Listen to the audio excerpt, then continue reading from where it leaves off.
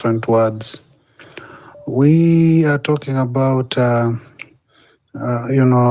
adjusting the power structures and the political position structures and all this and that. It's never going to change anything because this country is run by cartels.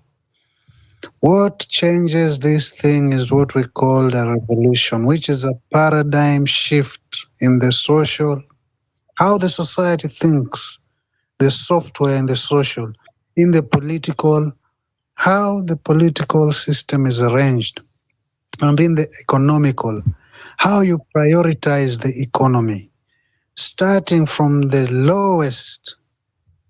uh, lowest input of the economy, the peasant farmer, coming up to those who hold capital.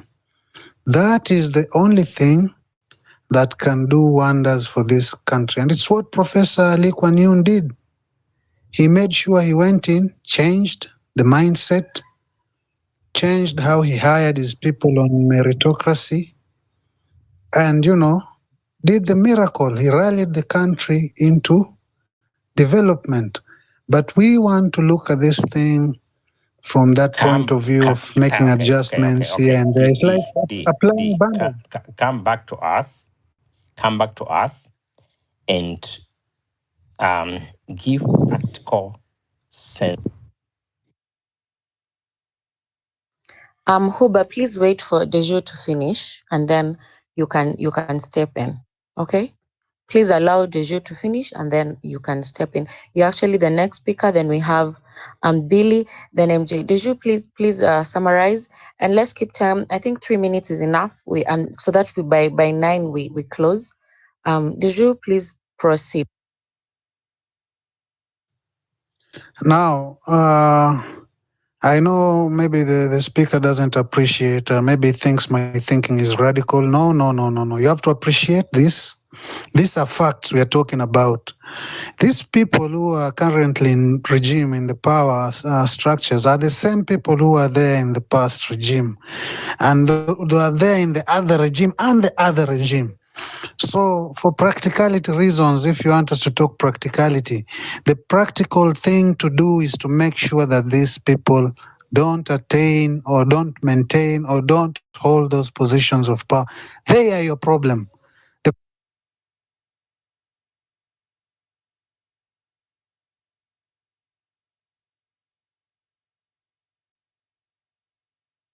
To talk about the constitution or that.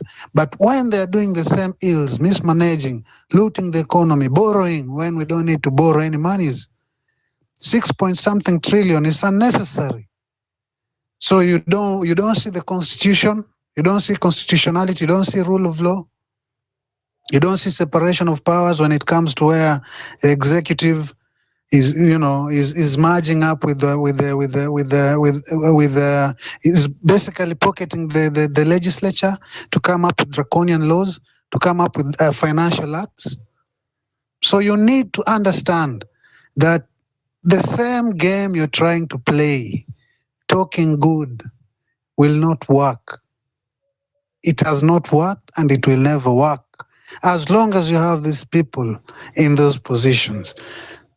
That's why I talked about a revolution, because when a revolution comes, when the people are angry enough, when the people are mad enough, like Sri Lanka, is when now the thieves take off. And then you can restructure your country. But if you think you'll go there trying to make, acts of parliament, the same people will sabotage it. They're sitting in those positions. It's like going to a gunfight with a fist or a knife. Thank you. Asante sana for that. Huba, please proceed. Karibu sana. Hi guys. First thing first, people have talked about corruption, but now corruption starts here. Like, let's say they are having offshore account. We should stop politicians having offshore account for them to invest whatever money they have. They should invest in Kenya and only in Kenya. Hold of accountability. we should hold them accountable because they should remove, like, financially, it should be public. Whatever they are using for them to make a bill, people should be involved, like, should be in the domains. Civic education is supposed to be there for people from mashinani, because most of them, they're not in this space, and they need to be talked to with their language, the language they understand. And the last point is, people should be jailed or even hanged or anything. The people who are holding this country on its knees, on its neck, that we cannot survive on whatever they are doing. That's all for now. Thank you so much. I agree with you. We need to actually implement the disciplinary actions against these people, because actually after we've all it's very important we look at this toll levy that they are introducing. They want us to pay a toll, not toll levy, sorry. How do we go about refusing these things? To public participation is very important, and then how do we ensure that if our needs, no, our opinions are not heard? Because still on this road the maintenance levy ilikataliwa na the former CS Kipchumba Murkomen alikuwa amesema hiyo levy haitaongezwa until we find a way that it will not affect prices and make the cost of living even more difficult for us. But Ruto went ahead and effected it because APRA ilionyesha hapo. So how do we ensure that once we make a decision, or once there are actions taken against crimes like corruption, or people have scandals, how are they taken to book, and we ensure that they are really punished or they face the consequences of their actions? Huda, thank you for that. We'll have JM. JM, unanisikia?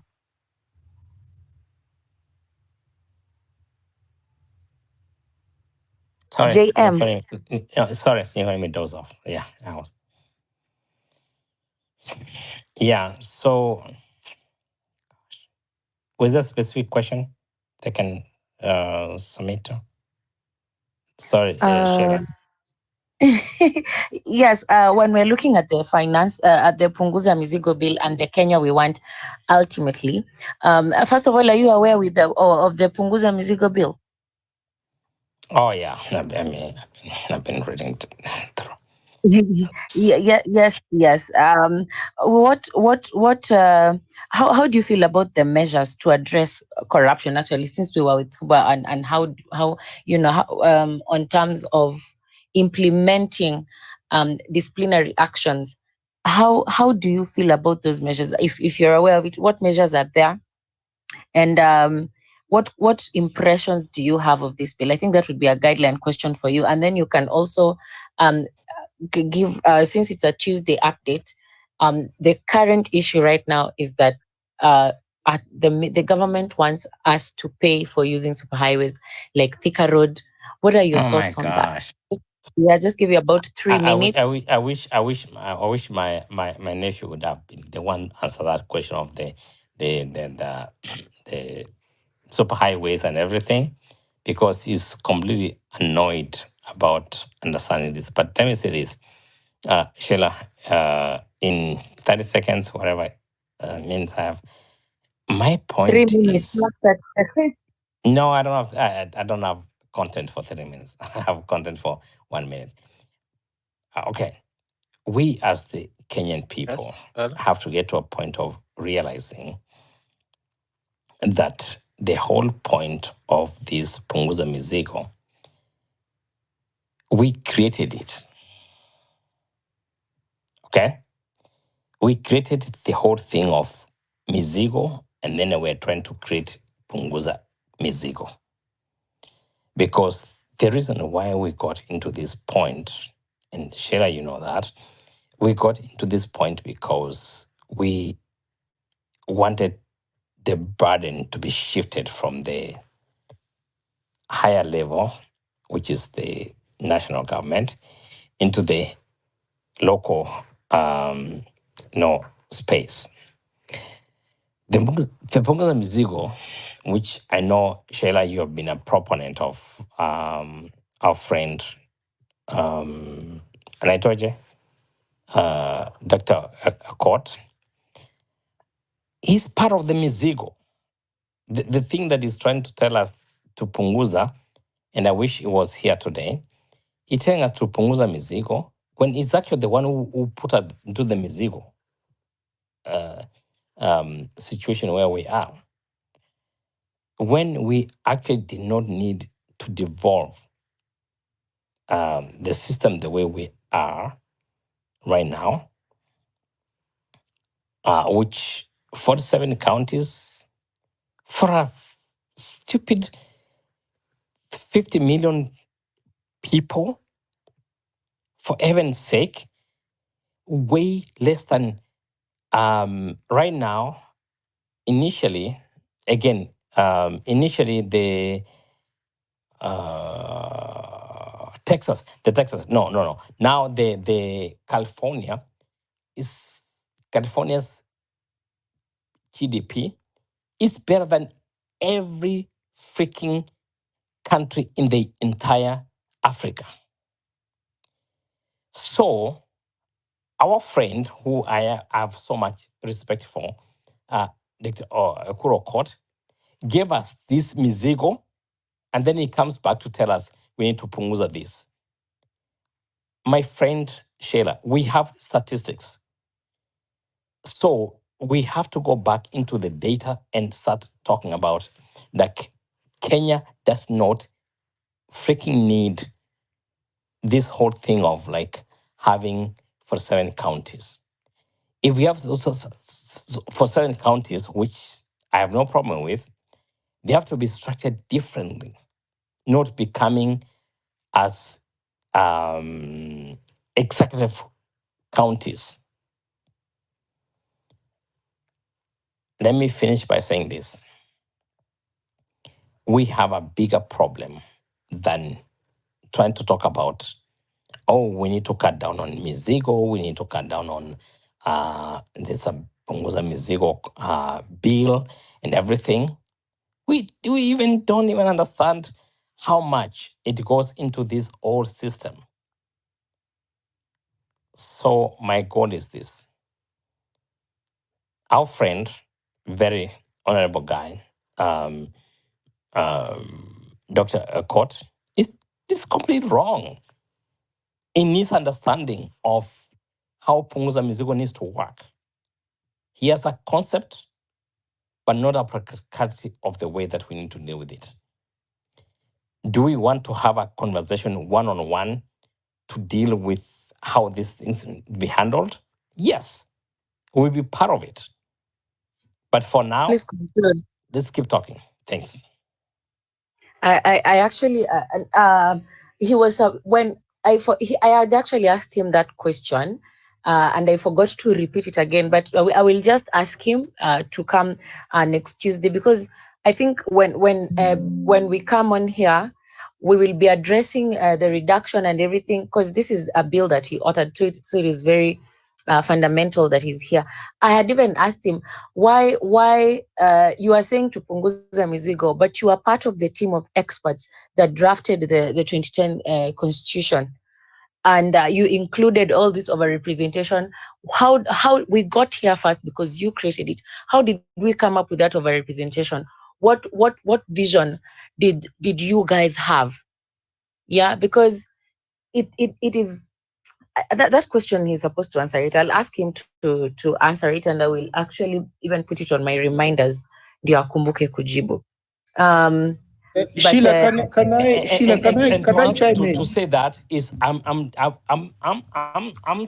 been struggling to deal with virus and antivirus situation. Okay, so and I'm not against. By the way, Dr. Kurokot, honorable person.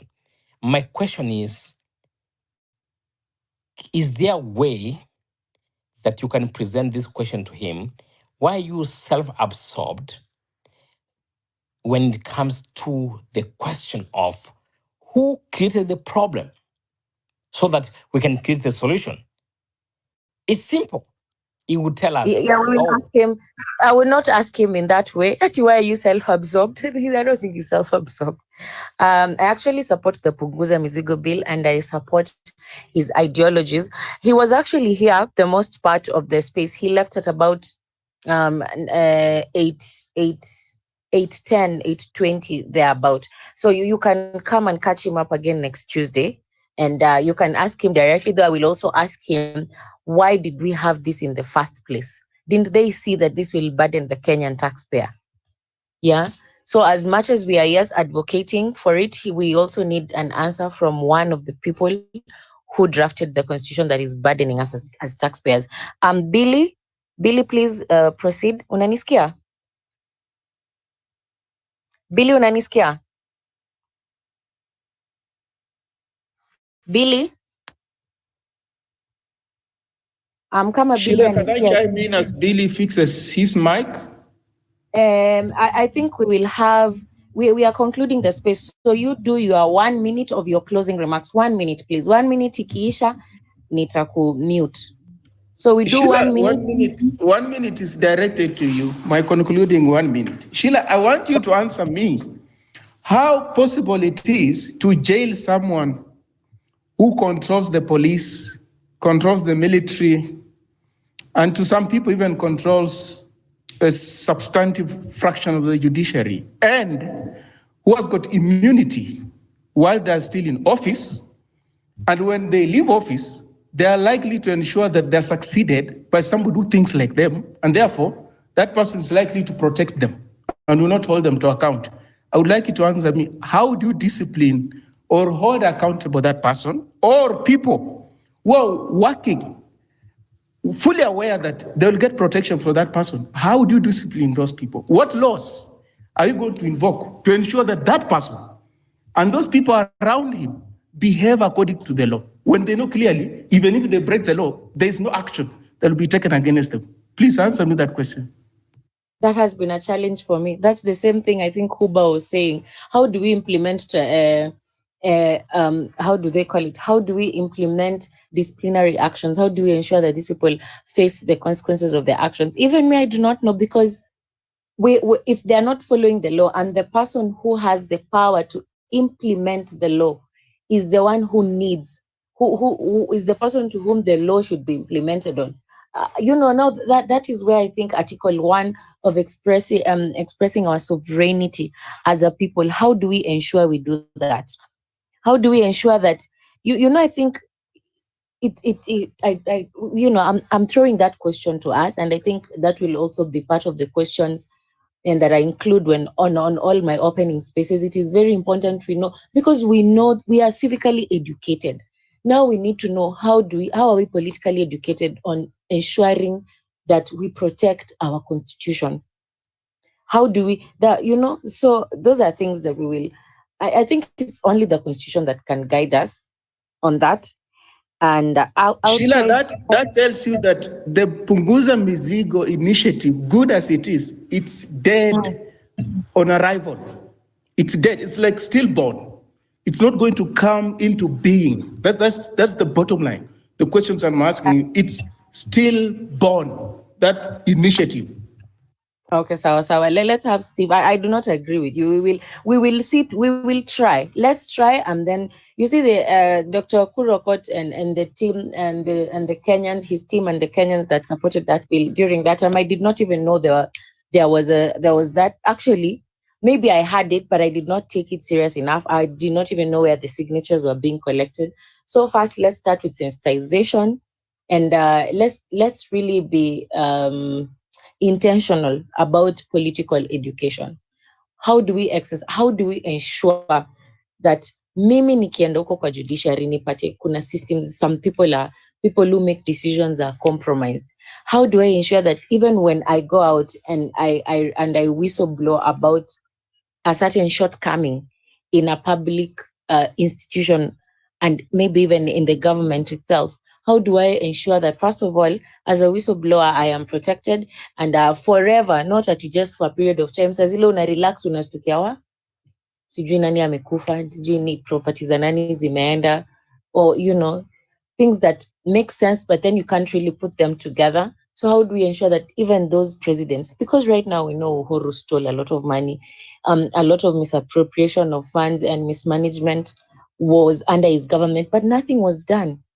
Things are working badly because when a new government comes in, they find a lot of loopholes, but then they cannot fix them. So we just keep on having recurring problems that even grow and become, yani inaanza, it becomes a hill, I mean a mountain from a small hill, that because people are not able to cut it off from the beginning. So that is a challenge that we have. How do we exercise our powers?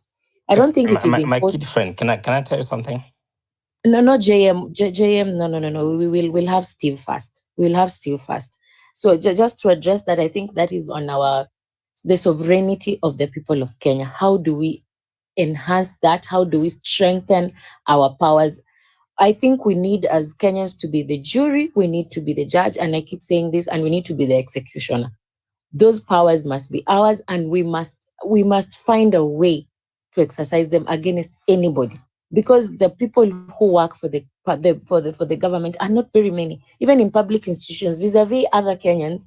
Probably not even. I'll find those statistics. I don't want to have just numbers. People who are working, who are being paid by taxpayers are not very many.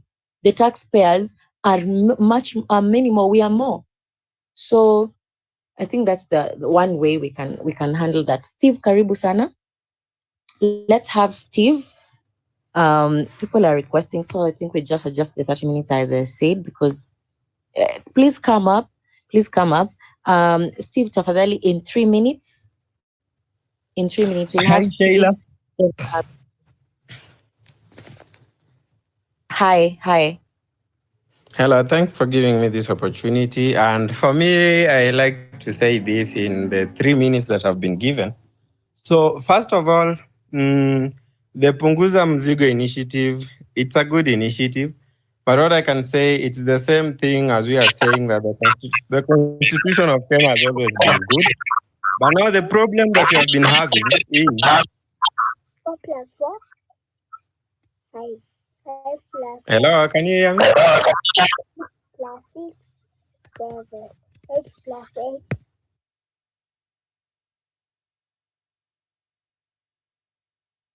8. Steve, please proceed.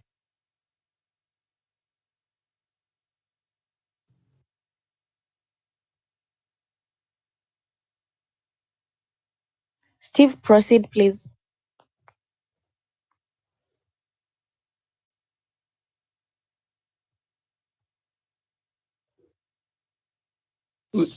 We cannot hear him. Yeah, Askiki. Steve. Hello? Yeah, I'm back. Yeah.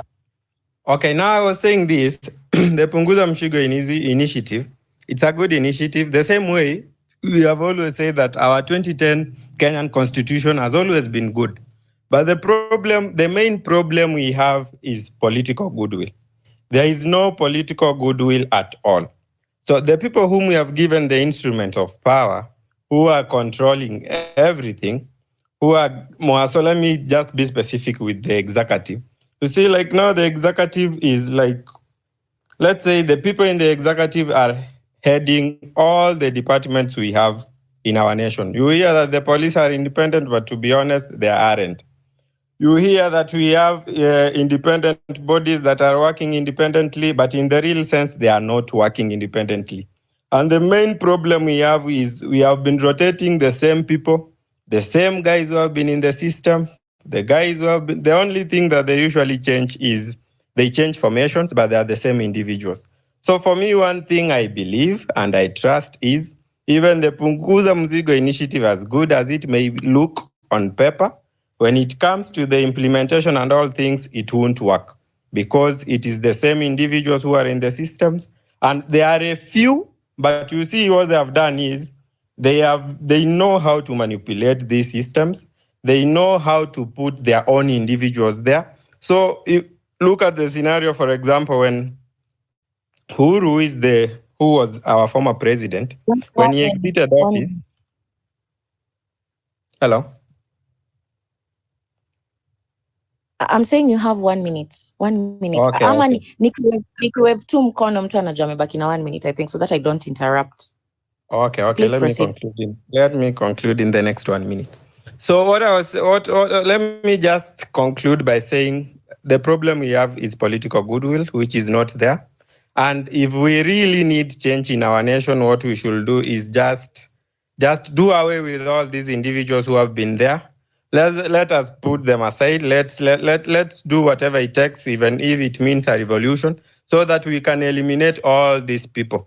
Because so long as they are there is nothing that is going to happen, and there is nothing like change we will see in this nation. So we will continue crying, making a lot of noise, but nothing will happen. So we just need, for me, I believe that a revolution will be better, so that we just have change completely. Yeah, that's all. That's my parting shot. Thank you, James. I totally I don't agree that, I don't know why people are feeling that the bill will not go through, but I agree that with the current crop of leaders and civil servants, we need an overhaul of leadership. We need a clean workforce. Asante sana. James, unanisikia? James.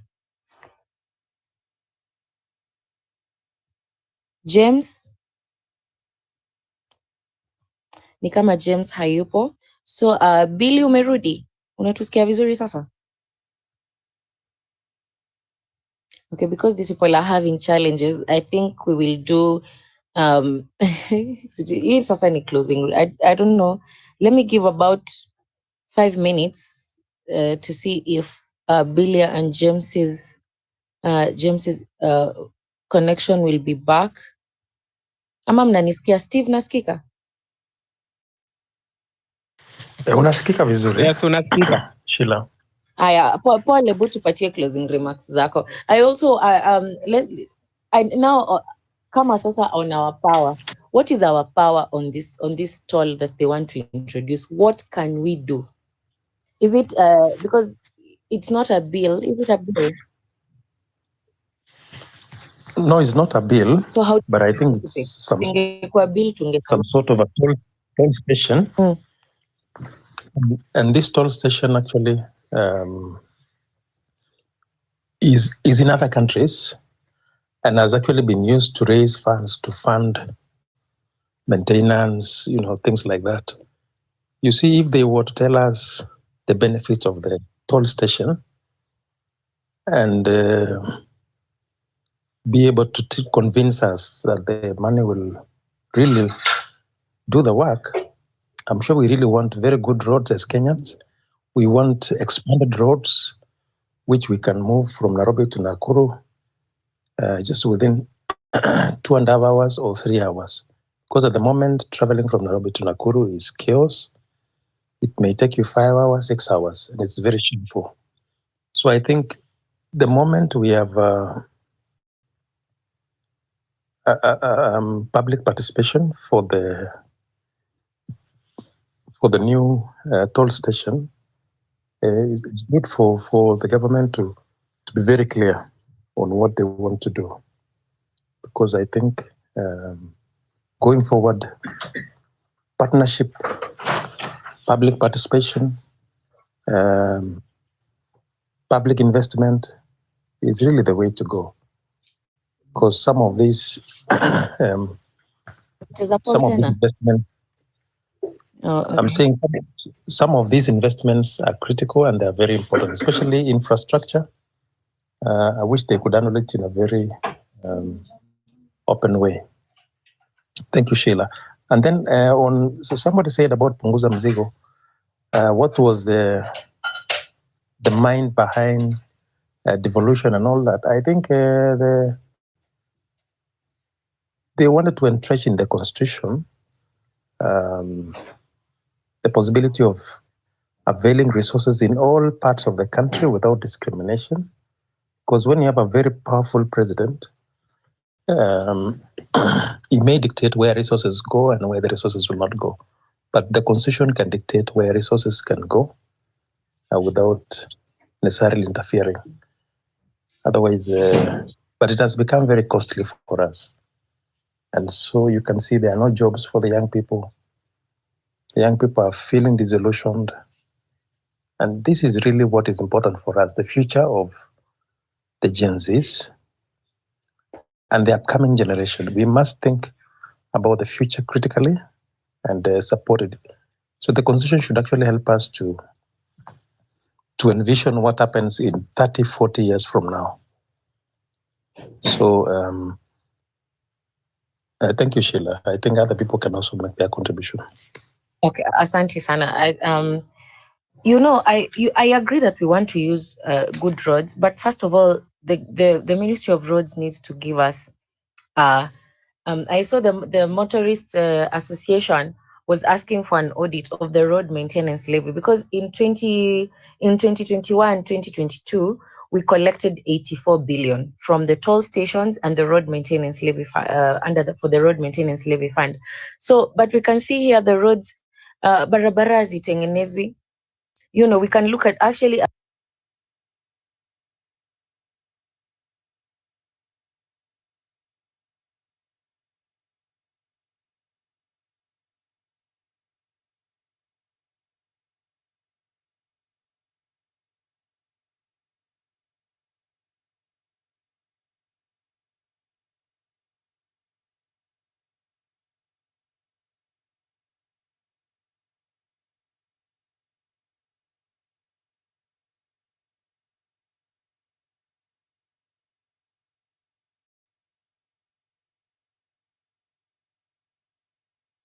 Which was 18 shillings, inatolewa kwa hiyo nini, inapatiwa Ministry of Roads for the maintenance of roads. Sasa hiyo levy imeongeza 25 bob. Now, obviously hiyo pesa ikiongezeka, the president was saying,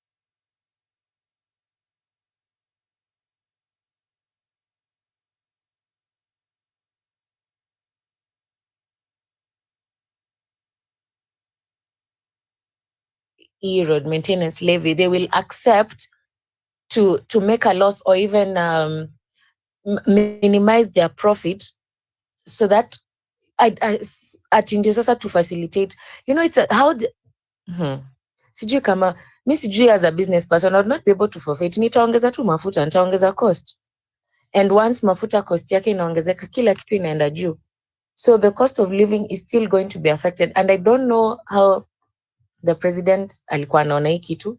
Sasa nikaanza kujiuliza, last hizo times za COVID, saa zile mafuta ilikuwa inashuka na sisi tunaongezeka, I mean yetu ya Kenya inaongeza. Was it part of the plan? Like, was that the idea, so that they increase the levy and say, okay, mafuta for the next 1 year or so haitaongezeka because we've already factored in our profit? I don't really know. Anyway, Frederick, karibu sana, karibu kwa space. Habari yako? Frederick, unanisikia? You guys. We can hear you, Sheila. Challenge iko wapi? Okay, I think Western upo? Niko Sheila, nakusikia.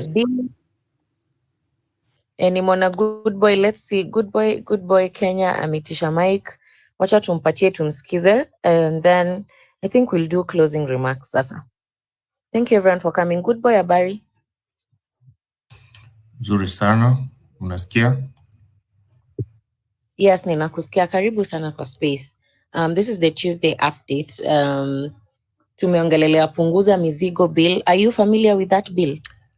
I heard about it back then when I think it's Okuru Court who wrote it or came up with it. That's the one that I know back then. Is it the same that you're Yes, talking about? Yeah, it's the same one.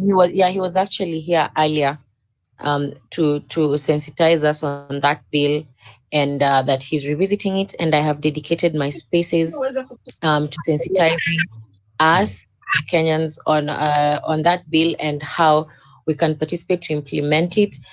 Some people are of the view that we can have that bill, but Ekuru Court is still, he's among the group of experts who drafted the constitution. So him saying again that it is burdening, why didn't you see it from before? Others are saying it might not work if we place this policy making in the hands of the current leaders, considering they've not represented us. The finance bill is is an example.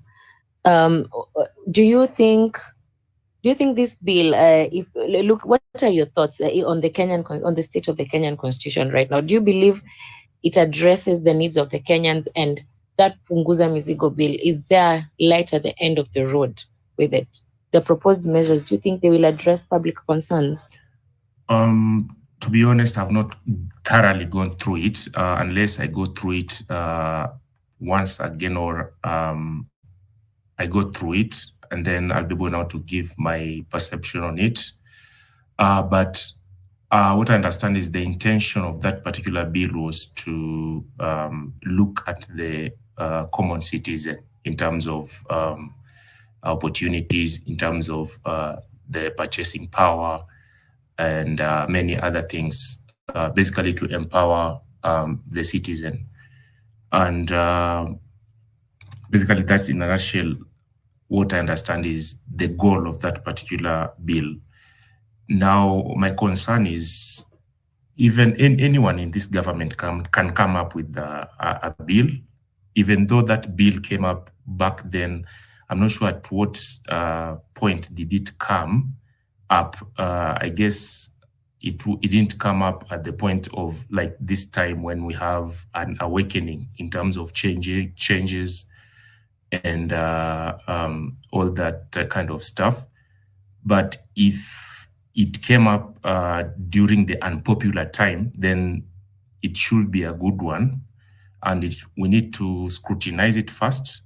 But in my own perspective, when it comes to implementation of or fronting it for people in this current administration, right from the MCAs to the top, for them to look at it and try to implement, I doubt if it will be given that kind of priority if it really looks at the citizen, because the current crop of leaders don't want to look at the citizen. They don't want to empower the citizen, and the status quo is maintained because of control and power over the citizens.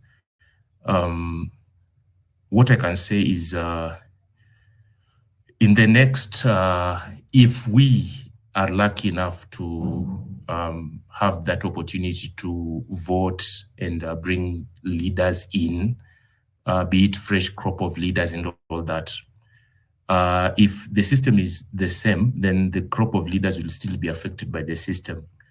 And there are some things, maybe some few proposals I can give in order to, those kind of leaders, wherever they'll be, whoever they'll be, those kind of leaders, so that we can keep them in check. Number one, we can look at the Rwandan way. Rwanda has, even though President Kagame has stayed there for decades, but there are some things that you can see that he's done. So the first proposal I would say, or I will give, is when it comes to leadership, we need to adopt the private sector approach, where we have the performance review for every leader that is elected. We have the performance review after an interval of time. In the private sector, whereby it is also tied to, the performance review is also tied to your salary increment, whether you'll get a salary increment or not. So if your performance is good, then you deserve a salary increment. And the performance review should be done at a certain defined interval of time, so that the people can be put in check. And then also scale down salaries of all government employees, right from the top to the bottom, or the vice versa is also true. We can have a maximum and a minimum salary, whereby we can say the president should earn a maximum of this amount, not the one that's currently in the constitution, not that one. That's a lot. And then performance review, which I've talked, which will also determine how much an employee deserves in terms of salary increment and all that.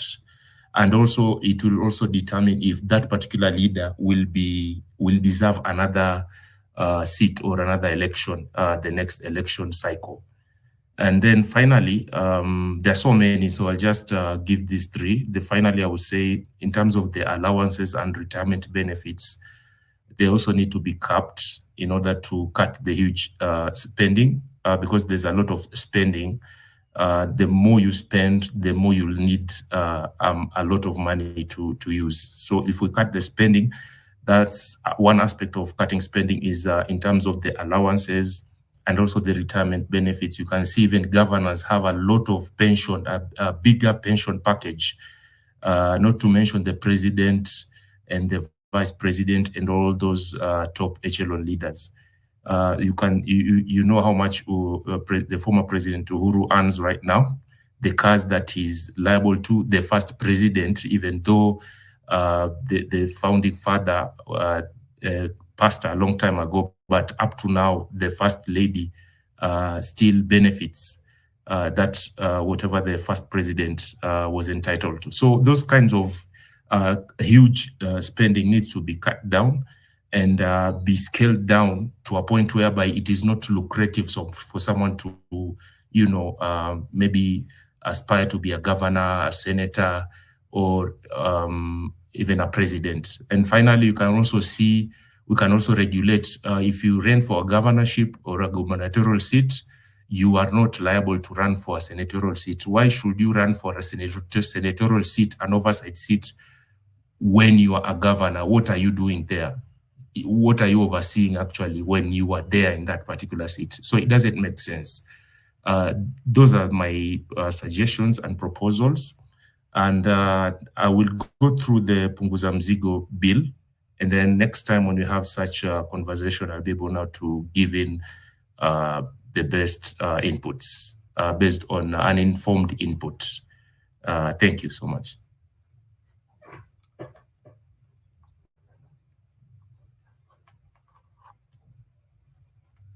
Yeah, so most people founded on their submissions. So I really felt it was important that I give you, and you have expressed. We really need to revisit the issue of salaries. Our wage bill. We need more money for development projects. So we need first to check after we've checked representation. The next thing we need to do is cut down the salaries, minimize expenditure. Frederick, umerudi, unatusikia sasa? Yeah, nasikia. Yeah, karibu sana. Please make your presentation. I think based on my statement, yeah, I would like us, for when it comes to 2027, we should not vote for these oppressors, because they might oppress us because it is their last time for them to be in the government. I think we should. It is our time for young people to take their votes and register for their ID, so that they can exercise their democratic right by voting the right leaders that will take this nation far. But we should not vote in oppressors, because their work is to loot the money, the public funds, and leave the empty coffers for the leaders they might come up to take the government. I think it is our time even to reject this government, because this government are full of hypocrites and even looters and the corrupt people, like the governors, like the MCAs, the MPs, because they are being given handouts by the president. I think it is our time for us to bring revolution in our country. Yeah, that's all. Thank you so much. I agree with you. The first thing I think Dr. Kurokot highlighted first, and I think most people have been saying on many spaces over and over, register to be a voter.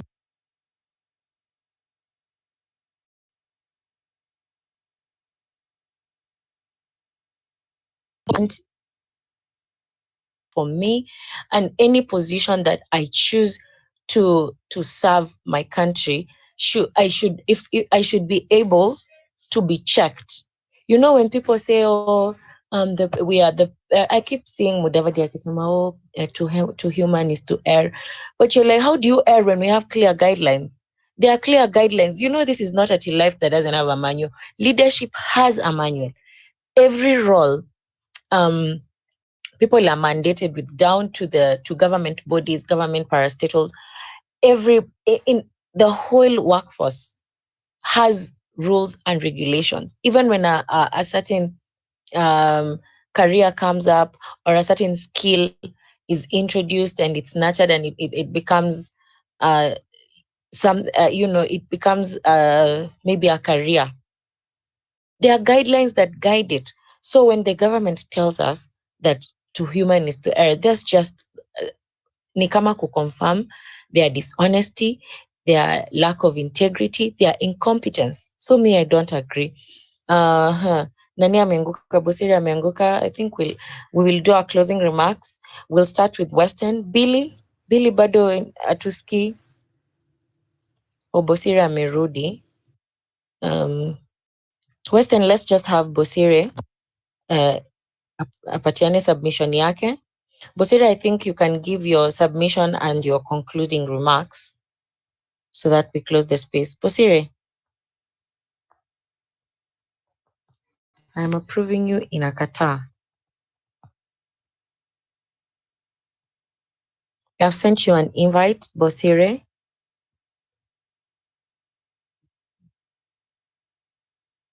Okay, in the meantime, Western, take a minute. We'll have Western, then Paul, then Good Boy, then Frederick. One minute to close space. Western. Thank you, Sheila. Sheila, my parting shot or shots to the point. One, if you go the incremental route to change a decayed state, what you do, you play in the hands of the very architects of the rot. So they will hijack the process and engage in self-preservation. What does that mean? They'll mutilate the laws, they'll dilute the laws, and entrench their continued hold on power with the related economic privileges. That's one. Secondly, you can see that they are already rescinding some of the decisions that were supposedly made at the height of the protests. The newly appointed head of Treasury, he just said he's going to pick some of the provisions in the Finance Bill 2024, take them to Parliament. He's calling them euphemistically as proposals to see how he's going to implement them. I hope you're listening to him. We're talking about Maisha Number. Yes. Maisha Number is rolling out, despite people having gone to the law to contest its constitutionality. What does that tell you, Sheila? What it tells is that the Gen Zs and other like-minded Kenyans appreciate the gravity of the situation at hand. And they appreciate the fact that the thinking that the current crop of politicians in Kenya hold is completely at variance with the Kenya that the Gen Zs and Gen Zote, if I may put it, want. Kenya that works for everybody. They cannot midwife that change. So it doesn't matter how many amendments to the law you make. It doesn't matter how many times you go to the court. They will still have their way as long as they continue holding the levers of power.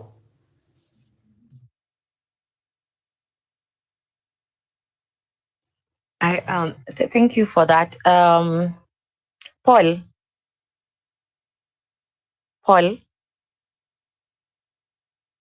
Yes, thank you very much.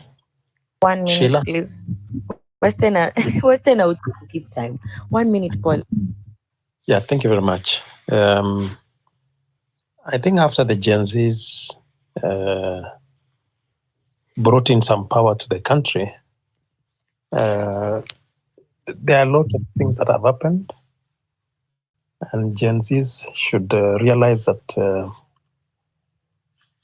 they have actually showed that the next crop of leaders will be them. And so take up what Dr.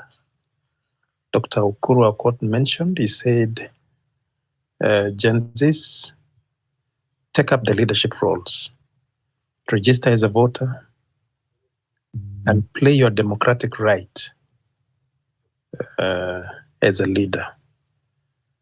And so all of us have actually been reawoken to keep playing our civic roles within the community, to participate, to support community issues, and keep being alert, because I think we lost some alertness at some point in the history of our country.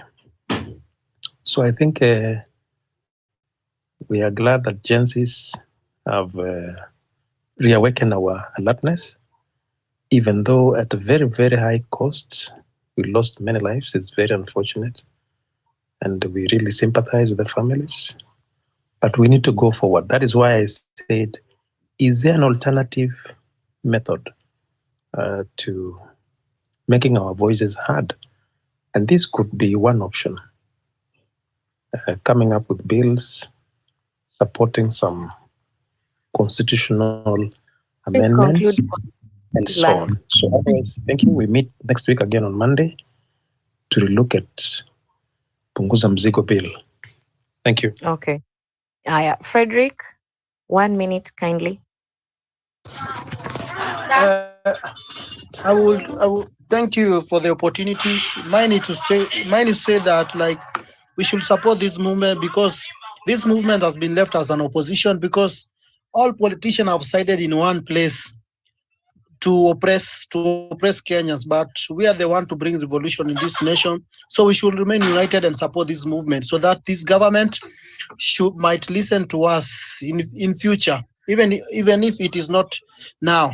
But we are coming to take those positions, to occupy those positions, so that we can take our nation forward, because we are the one to bring revolution and change this nation and make great leadership in our nation, because it is the time for young people. It is the time for young people to lead this nation. We are tired of those old giants. Good night. Thank you. Thank you for that. I agree. Good boy. Closing. Bosire, we will land with you. Good boy. Good boy going one. Okay, please, just a minute, kindly. Sure. So a quick one. So Nigeria have their locally made automobiles, the likes of Nord, Inoson, vehicle manufacturing, etc. So one documentary I saw, when one of the leaders, the government leaders, was asked, why do you prefer foreign cars over the locally manufactured vehicles?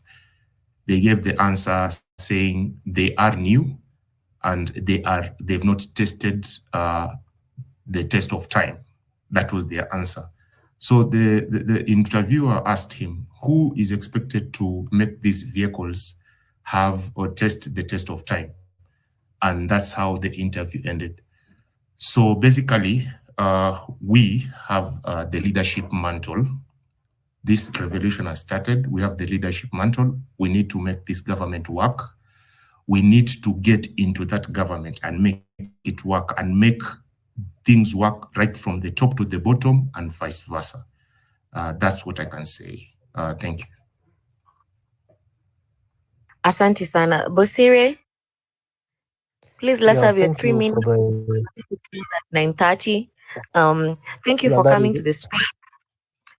What yes, Kenya do? Have you? We were discussing the Punguza Migo bill. Are you familiar with that bill? Yeah, not really, but I can talk about the importation bill, the bill that is imposed on the imports and all that. So that is what I can talk about. Oh, okay. Yeah. So asante sana. The Kenya we went in. That's why I convert these spaces. ndio tuelimishane. Please proceed. But the Punguza Mizigo bill is you can check it out, or you can send me. But then if you guys want the bill, you can send me your email on my DM or here, and I will send the bill. I'm also trying to check if I'll see if I can send it on the Twitter DM for those who are not willing to share. So Bosiria, the Punguza Mizigo bill is an amendment bill that was seeking to reduce the burden, the burden on the taxpayer on the cost of governance. It was authored by Dr. Kuro Kot, and I have dedicated my spaces to expounding on that bill. And next week on Tuesday, we will be talking about reduction of parliamentary MPs. I'll be looking at the articles in there. Dr. Kurokot will once again be here to highlight those articles that need to be amended, and policies that need to be introduced in our constitution for us to have effective governance and to reduce the cost of governance on us. So, karibu sana. The Kenya we want. What bill is this? Let me know. The importation bill. Please proceed. Yeah, You can even take I'm just talking about. Oh, nice. No problem. Thank you for that. Yeah, I was talking about the issue of the minority or the majority at the moment. There's people who are so cool. Maybe they don't know, but what they need is a kind of civic education and all that. So that is the role we, as those ones who have been enlightened in a way, we can give the other people. So the people you reach, you can tell them something how things are going. Because I saw certain sorry, let me just call him an idiot. Mijungu was here, he fears me, he's away, but let me not talk about that because of time. So concerning the import duties and all that, remember we are a young country, a country that has no ability to produce much. So long as we are talking about protection of our local industries and all that. Remember, where maybe those people who are around in the locality in Kenya, you can't show me any industry around you. That is a lie. It is a big lie. So the government, if they need to make friendly prices for the people to afford, they just need to scrap off the importation duties and all that. You find you are importing something, maybe you are buying something what you can't get in the local market, so you are going to pay more. The import, the shipping wherever is going to be much than the amount or the price that thing is prescribed to. So that is a challenge, maybe. So for us, let's just try and give a civic education. I'm seeing Baba Jackie from TikTok. Thank you for being here. So people like Baba Jackie, TikTok is a bit fair and good in terms of giving that education that the people need. So it is your role. You just tell those people what is it and all that for us to save a country. Because if things will be the way they are, we might lose a country in maybe 2 years' time. We will not have a country. Remember, the we have two sides now as a country. We have the politicians' side. We have the people's side. Remember, the politicians, they have sorted themselves. I think you all know that. So there is nobody who is caring about uh, uh, Kenya as a nation. So it is us who need to take this opportunity to care for our nation. Because if we are going to go this direction, we have nothing as a country. So that is my point. Maybe remember I have people like Mijungu. Mijungu should be was here. That he is a sellout. Yeah, that is it. We have collided I with have him in many spaces. That is my point. Thank you. Thank you. I have a question for you, Bosire. What Yeah. is this importation bill? Hiyo bill inasema nini?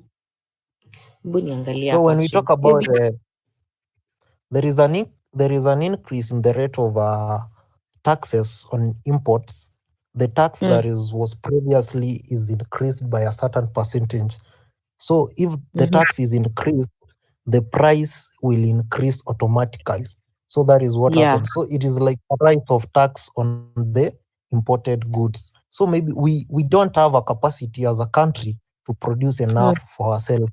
So there is no protection of the local manufacturers that point. So what is happening there is exploitation. So you are exploiting the already exploited people. So there is nothing. You're just telling Kenyans that you're protecting something. How can you protect what you don't have? Remember, we import everything.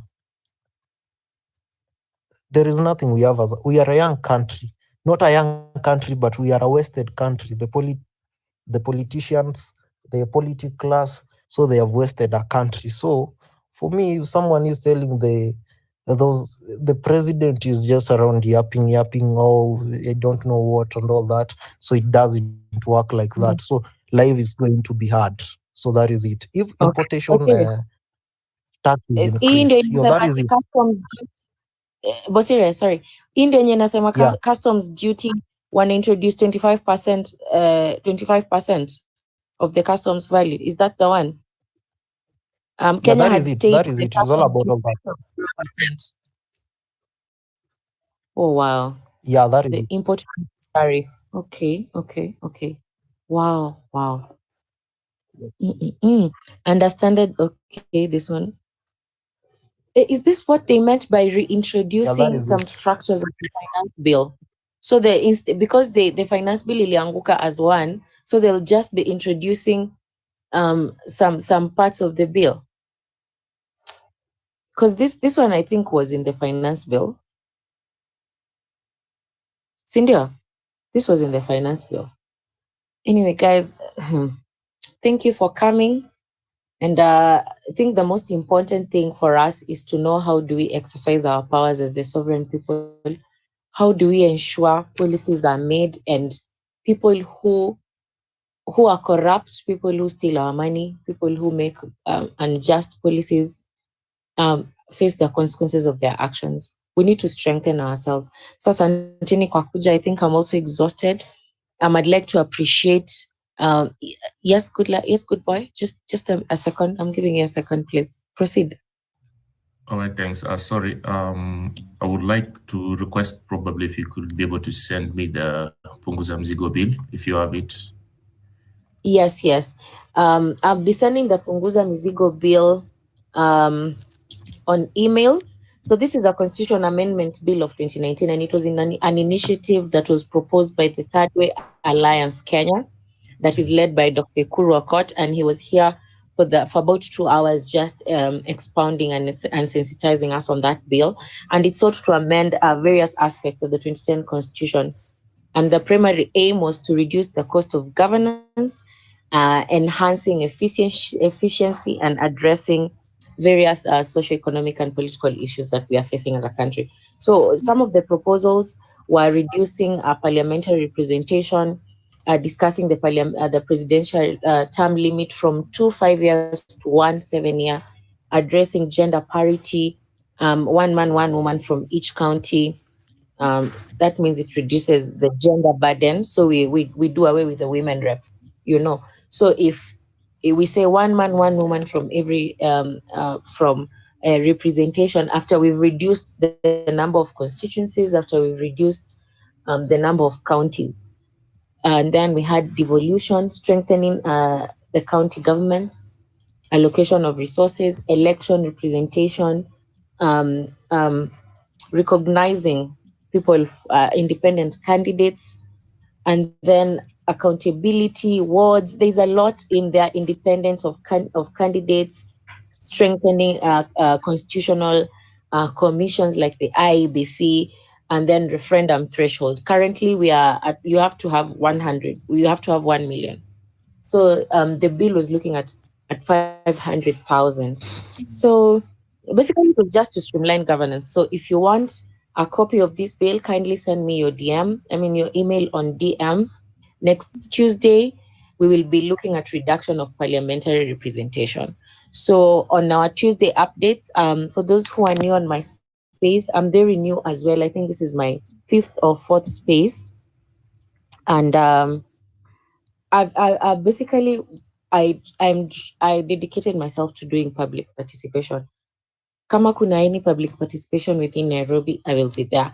And we've been discussing many things before Dr. Kuro Koch and the bill came up. We were looking at division and allocation of revenue. we decided we are no longer doing civic education, but political education. Civic education is understanding your duty as a citizen. And we already know that. We know how if I need a bill, I need to go. These are the steps I need to take. The public institutions, these are their structures. We already know that. Now we have gone into political education. And that is where we need to understand what our power is. And for me, as I keep saying, as the people of the Republic of Kenya, we need to maintain being the judge, being the jury, and being the executioner. But that has the political class and the government have tried to trample on us because we gave them, for me, I say leadership is trust. When you come up, let's say mimi nikuje niseme ninataka kukuwa MP, and also Paul comes and says I want to be an MP, and you people say we trust Sheila more than Paul, or we trust Paul more than Sheila, so we will choose Sheila to go and represent our interests. And then Sheila goes in there, I go in there, and I decide, okay, mi nita follow you because this is where my bread is buttered more. And then you forget that there was issues that you were elected to talk about. Ulikuwa hapo useme hii barabara inafaa ijengwe, hii pesa ilitolewa hivi, tufanye hivi hii pesa. Wewe unaenda unachukua some of that money, unaenda maybe kama hizi mabarabara, the road maintenance levy, if we build a road, kama tumesema umepewa tenda ya 1 billion ya kujenga barabara, hiyo pesa itoke. Wewe ukuje tujenge barabara hata ijafika 500,000. Ama you go and just mismanage, you give us a poor quality road. So obviously your barabara itakaa less than 5 years, alafu we'll be spending money maintaining a road every other now and then, when you could have just given quality work, use the money as required, and give Kenyans quality service. At the end of the day, they're the same people using these roads with us. So wanaona afadhali ninunue gari kubwa nitembe kwa barabara ya mara. I don't know if the selfishness with our leaders is appalling. And that's why I keep insisting we need to recall this government. We need to recall the MPs who voted for the finance bill. Right now, the president is going everywhere. He was in Kisii. Anatetea my MPs when you vote yes, because they voted yes so that the money can be used to improve a certain, to do a certain project or improve a certain facility. And we ask ourselves, wasn't that money budgeted for even before? And why are you budgeting for money that is not there? Kama mimi ninajua nafaa kutengeneza barabara, kwa nini nisiseme hii barabara kuna 47 million ndio tunaweza pata? Kwa nini sasa nianze kusema tunataka kujenga barabara ya sijui ya pesa ngapi na ujui hiyo pesa itatoka wapi? Just burdening us because you already spent the money that was supposed to do it. Anyway, we will talk forever, but I believe it's a progressive discussion. So we have these Tuesday updates every Tuesday from 6 p.m. to 8. Sometimes when the topic is burning and there are a lot of people who want to participate, the speaker has much to address. Like today, the bill is vast. So Dr. Kurokot needed more time. That's why we had a bit of technical hitches. So sometimes we go to 9:30. It's stretchy. I'm very flexible with that so that we can all chip in and make Kenya better, make Kenya great again. I apologize to the speakers that are coming on board right now. We have to close the space. I am exhausted myself, but we are discussing. So Tuesday updates on the Kenya we want.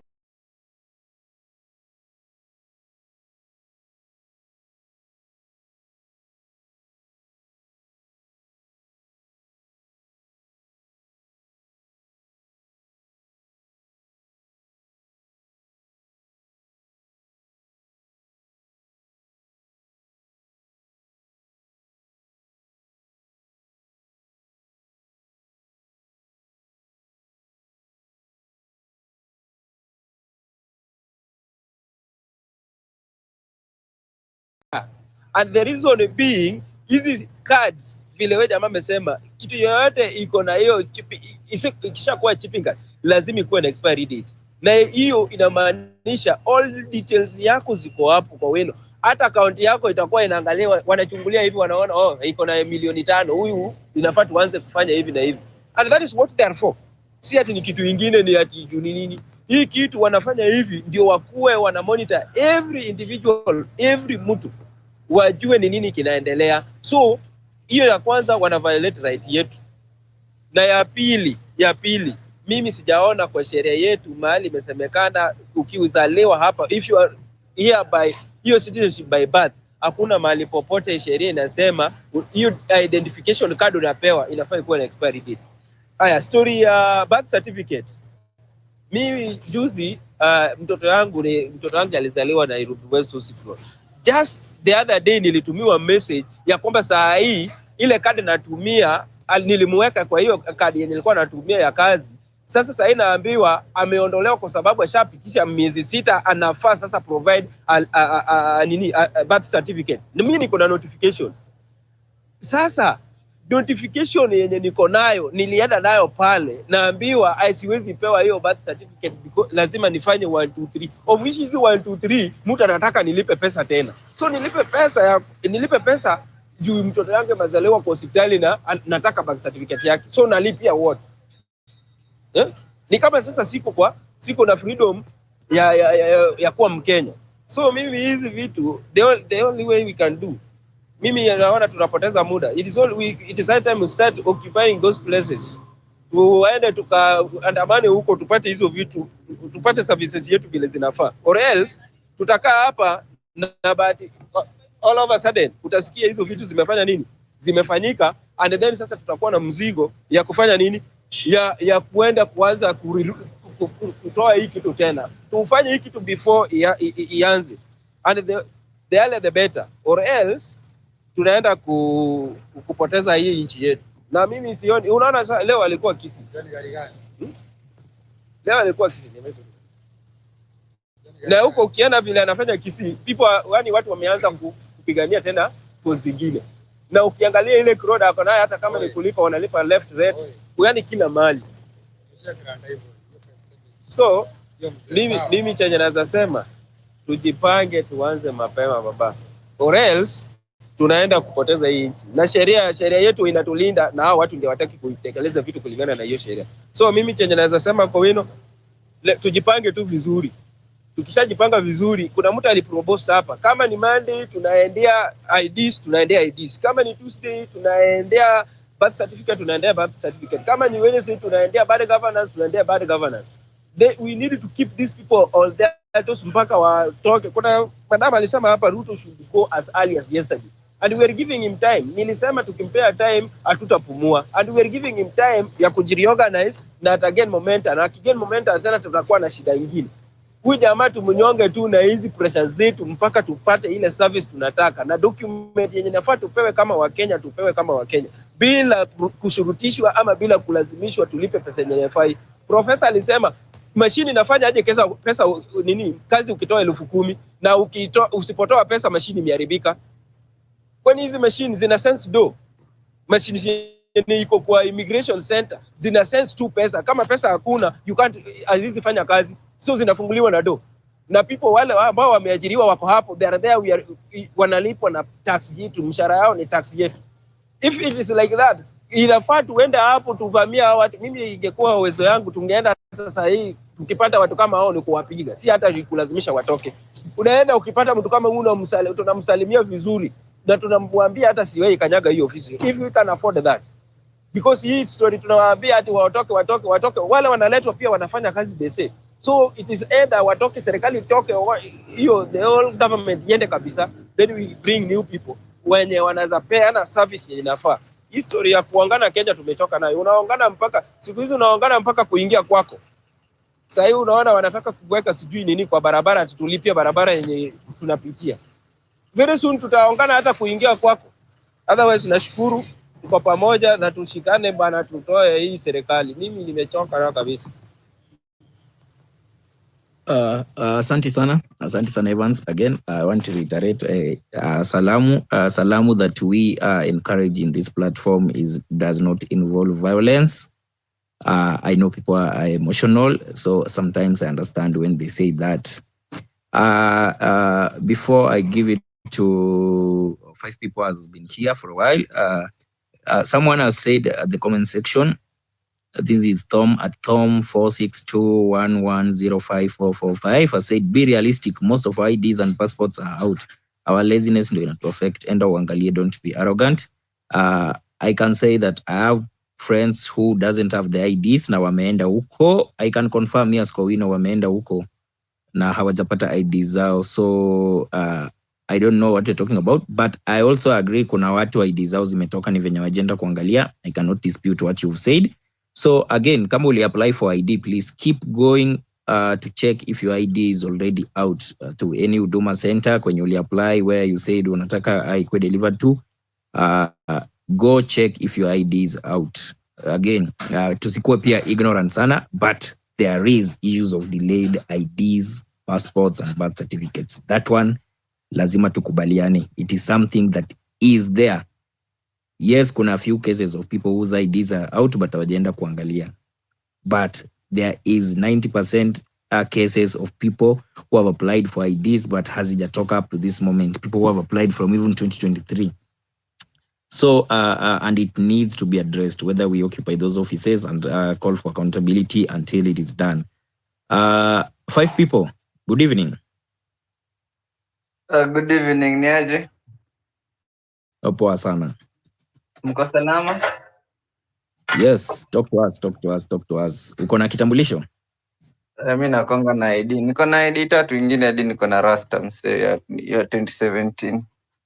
Nilichange juu ananinyima kazi nikiwa na hiyo, naona ni kama wana employ gangster. So mimi story ya ID, good conduct nini.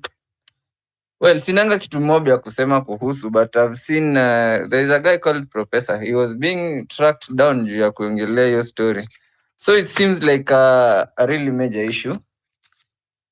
Alafu, okay, mimi from my experiences, okay, this is my experience, not ya kila msee. For example, kitu kama good conduct, I applied it in Nyandarua County. Ilienda ikachukua sijui, okay, hiyo ndio likaanga. My IDs zimekuwa zikitokea on time. My passport niliapply like in September, October nikachukuliwa biometrics, December nilikuwa nayo. So mimi naonanga ina depend na ni wapi unachukulia na the process kama ni haraka from that place. For example, my passport nilichukulia Nakuru. For Nakuru sijasikia issues mingi. Okay, alafu unajua pia Wakenya pia ni watu funny. They always try and dodge. Unapata maybe hiyo Nakuru inafaa ifanye kazi fiti, unaona? But since you want to dodge, umsi hata mwenye anafaa kukuharakishia, mwenye umelipa, unapata they won't do it. Pia maybe wanasahau.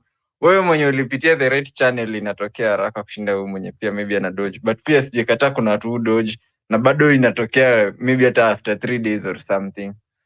So mimi naweza sema for these documents kama ni mjanja unafaa uende kwa zile remote areas because huko hakuna traffic. Ukiapply Nairobi, you'll wait. Nimekuwa nikiona watu wamepanga line hapo wanaenda Nyayo sijui ali apply sijui ID lini, unapata mtu amemaliza si ID, passport, unapata mtu amemaliza 1 year and something. So that is something we should be discussing about as we are doing right now. It's a major concern, but for me those services have been quite well. Kitu tu naogopa saizi ni kupoteza ID because ni kama ukipoteza ID sasa unapatiwa hiyo huduma whatever. Si huduma I'm confusing huduma number na hii maisha number.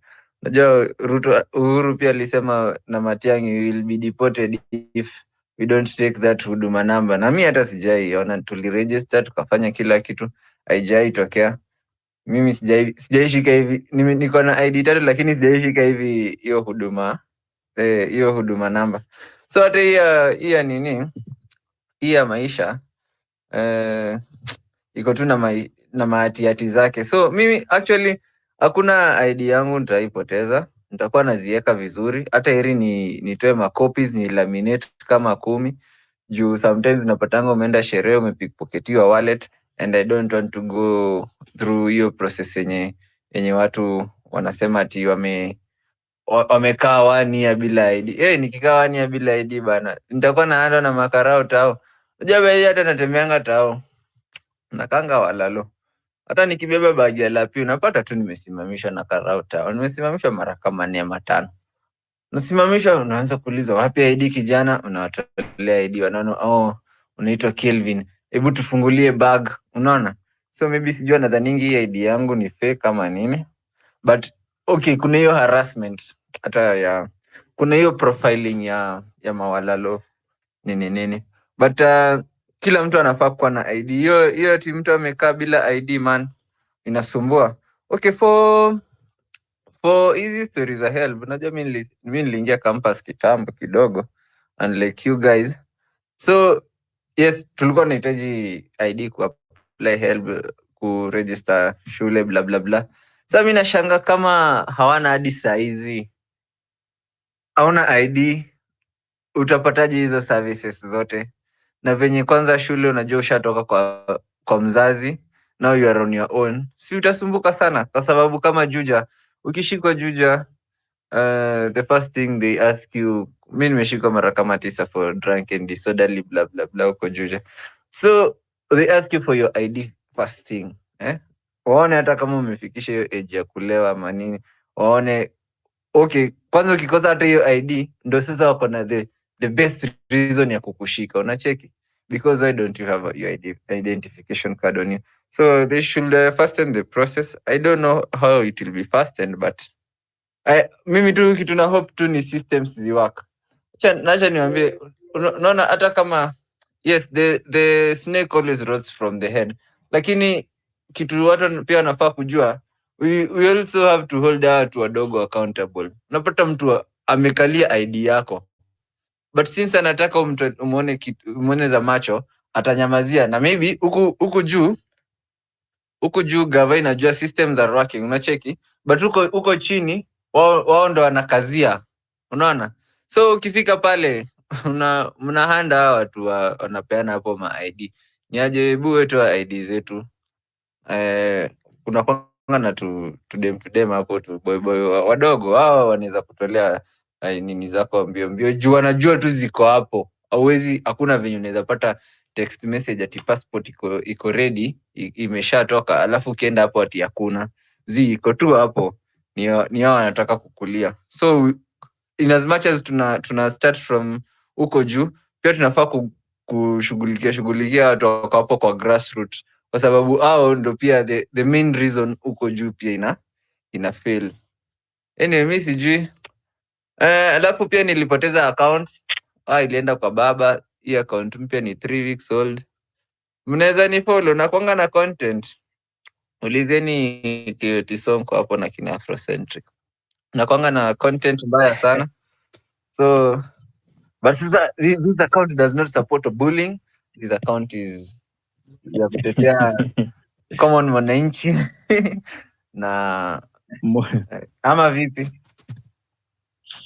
Ni safi mkuu. Nimeona walikuosha bana, lakini tunarudi, unaona tuko karibu 5k vile inafaa. Anyway, asante sana kureiterate on hiyo mambo na IDs. Watu wakipa ID zao pia as safe as possible, because hiyo ID sasa ikipotea ni kama dhahabu. Again, my question is to the justice system in Kenya, that is the judiciary specific. Kidogo, let me interject you. Alafu ukipoteza ID, okay, hiyo time ku replace ilikuwa free, right? Kowino. Yes, ilikuwa free sign 1000. Sasa unalipa sawa? Kiasi. Yes. Kijana mdogo, sawa, umepewa pocket money na mzazi nini, umeingia campus, sawa, maybe umepiga sherehe zako hapo tu kidogo, maybe unapatiwa pocket money ya 8k per month, sawa, juu hataki uingie kwa drugs and nini, lakini wewe unakula maharago yako ndo upate ya kwota jioni. Acha nikuulize, huyu jamaa atapata wapi idhaa ingine yenye ataenda replace ID nayo? Na venye watu uibiwa tao, watu unajua hii gava inashangazanga sana. Kama saizi tumegraduate, mi niko 20 na turn 28 this September. Sina kazi bado, nategemea mzazi, naishi kwa mzazi. Unataka nitoe wapi thao? Nacheki. So vitu zingine kama ID ni kama tu vitu zingine, yes ni compulsory but they should be free too. Haufai kulipishwa kuzireplace or something of the sort.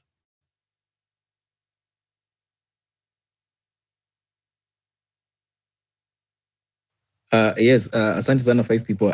I hope you guys have heard, because usipoteze ID, just try to be as careful as possible. Sai going forward, if you have to go clubbing, uende maybe ukaenda ukapatana na wale watu wabaya, watu wa mchele gang, wakakufanyia kakitu, wachukue nini yako.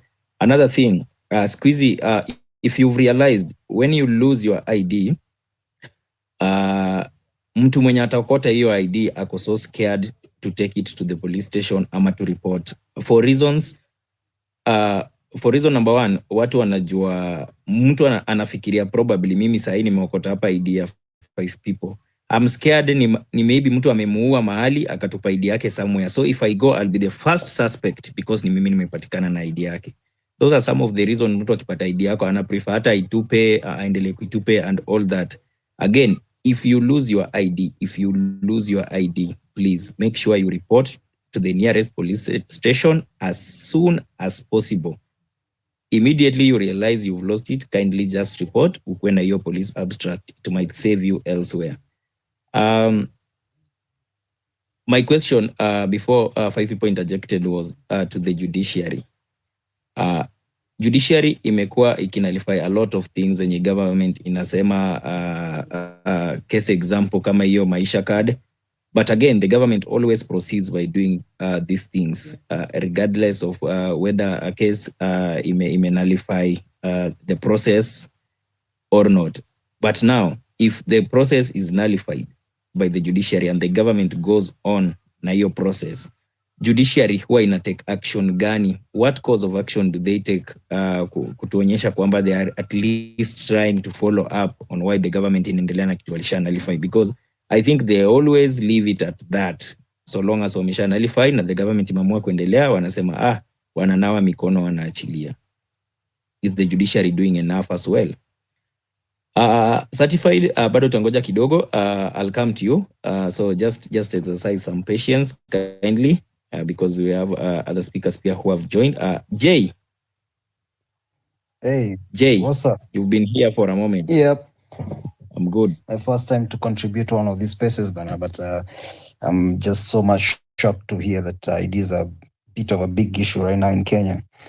I see that this can be a bigger game that the government is playing now, because now they know if you don't have an ID, then hakuna vile utaregister as a voter. So I think this should be a very serious issue right now. It's actually a fuckery that is this Kenya we're talking about, that it's such a difficult thing to get an ID. What kind of a country is this? Are we in Somalia? What kind of a country is this that sai kupata ID ni ngumu? I'm just so pissed off bana. Passports I can understand, because nitafuta passport ndio, na because I was trying to fly out, hiyo wanajaribu kula pesa, but ID ni kitu ya kusumbua Kenya kupata.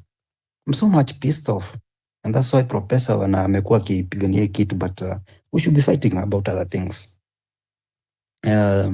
I listened to someone here talking about occupying Huduma centers, and I think that's the way to go, because ID should not be one thing that we should even be talking about in this kind of things. Sasa kuongea kuhusu birth certificates, because sijafika hapo bado, ama watoyo whatever, because I have them, but ID hapana, tusikubali at all. Na nikisikiza 5 people wamesema kuhusu tukue wajanja, unaenda place yenye haina traffic. my friend, kama ni Nairobi na wanajua kuna traffic in that station, the more they should be able to facilitate, could put up those whatever is needed to print as much as, inahitajika pale. I don't need to travel to Moyale so that ati ndo ID yangu ama whatever the passport itoke haraka, sababu ati niko place yenye iko na high traffic. Ni endelea kwa igava, ID inafaa kuwa issue sahi. By the way, this is a serious issue na by the way, Gen Z na nyinyi wote wenye mnaongea kuhusu hii ndo game sasa Ruto anaenda kucheza kama mjui. Sababu anajua mnaenda kuregister massively as voters. Nimemwona Nyamira kule akidanganya wazazi akienda kule sijui kwa watu wa Mlima. Mimi ni mtu wa Mlima lakini hawashenza amenikasirisha sana.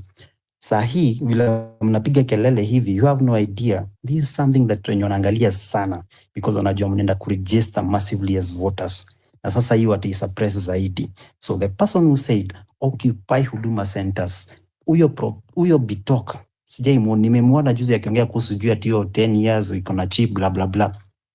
Hii ni kitu moja serious sana yenye wanajua they have no escape route to. Na najua kwa hapo wanasikiza. Na hii sasa watajua this is the only way yenye watafanya watu wasiregister the Gen Zs and wenye wanakuja, wenye wana join kwa Gen Z wasiregister as voters. So it's not a joke. Na ID fake kuchukuliwa as a joke. Na hizo huduma centers zinafaa kuwa zikuwa occupied hadi ID zitoke.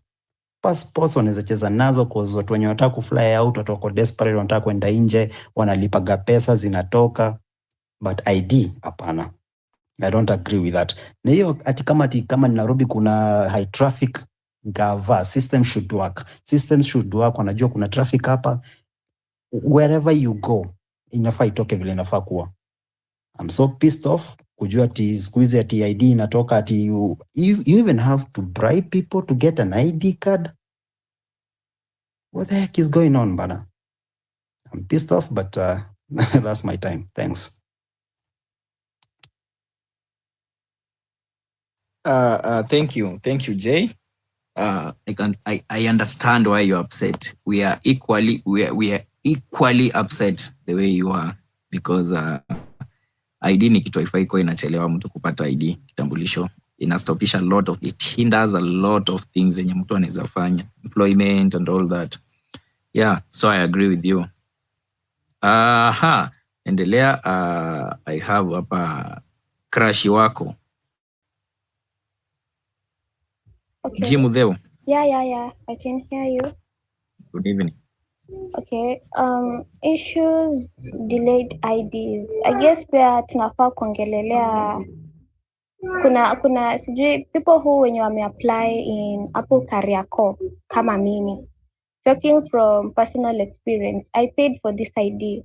Alafu haulipi via e-Citizen, wanakuitisha cash. You're not even paying via M-Pesa or anything. Ni cash unaitishwa. Chief kukuandikia barua, lazima umtolee 200 ndo akuandikie barua. Sijui ndio uharakishwe, lazima ufanye nini. Like these people are even idle. Hakuna kitu wanafanya. And then this guy came to me akaniambia, if you want your ID itoke haraka, you just give me 2,000 and ID itatoka haraka. So that day I was with my dad. Naambia my dad, huyu mtu anasema tumpe 2,000. My dad was like, no, nothing as such na happen. And true to his words, ID haikutoka haraka. Like ID niliapply January, imetoka 3 weeks ago. I used to go to Kariakoo every business day. Lazima niende huko niangalie kama ID imetoka, haijatoka. Imetoka 3 weeks ago. And I was like, so hawa watu wakitaka kutoa ID wanaweza toa. You just have to push them. Ni kama hawajui kazi yao. And then I guess we can make Kenya a better country. Kenya can be Singapore, by the way. Hata kama si sahi, just one step at a time. Where passport inatoka within 7 days, ID 3 days, good conduct inatoka the same day. Like Kenya can be a great country. Tuko na vitu mingi to make Kenya a great country. But then the people we have huko kwa hizo maofisi, tuseme tu, we can blame them, but still pia wao wanapokea orders. I don't know if you people had interview ya Kindiki akiulizwa about these IDs having expiry and whatnot, and then anasema when we get there, before we get there, we will have had a solution about people not having to traffic kwa hizo places ndio wa renew ID and everything. And I was like, hey jamani, what are you talking about? Kumaanisha they also don't have a plan of whatever will happen after the 10 years and everything. Juu mimi nakaa hivi naangalia ID nasikia nimesinyika nikiimagine my ID iko na expiry. Unakaa hivi unaangalia ID una expire kukuwa Mkenya in 2034. Really hurts a lot. Unapinduka hivi unatolea mtu ID ako like kwani ID connect, like I'm even tired of explaining kwani hawajui, like you get that kind of pissed off. Unakasirika tu kuangalia ID, unakumbuka ni Ruto ndo amefanya hizi vitu zote, ndo like yeah, I guess we should just occupy these places. Na Ruto ajue tumechanuka, Ruto ajue we know these things, he must go. Hii mambo yote imepangwa na serikali yake, so these people are just receiving orders, things should go this and this and this and this. So the only way ni kutoa tu Ruto, because these people are just receiving orders kutoka huko juu. So that's just my take. Thank you. Thank you, Mudheo. Thank you, Mudheo, for that. Grace. Grace,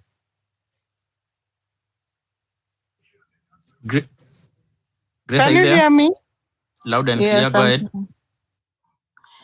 Sasa mi aki hii maneno ya ID, by the way, I see trending, but I get to wonder what is happening, because hata niliona tu the other day Bitoka akisema ati yeye watu waende wachukue passport.